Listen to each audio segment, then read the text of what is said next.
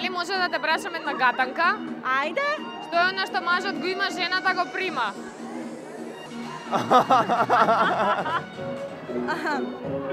Да не сум вулгарна.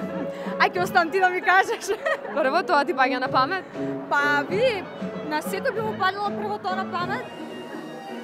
Па не знам, еве, јас од мојот сопруг многу знаење примам. Да ти помогнам, поврзано е вака со свадби, со убави работи. Друго нешто? Не знам. Може да ми помогнеш малку? Еве, поврзано е со свадби, со убави моменти. Леле, овие како беа? Ми текна на нешто, ама не знам, ај кажи. Не, чеиз. Нешто такво? Па нешто такво, веројатно, леле, не знам. Презиме се разбира. Стара сум јас. Искусна.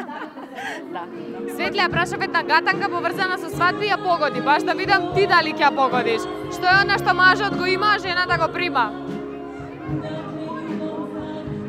Што прво ти паѓа на памет? Ич не сум по овие гатанки.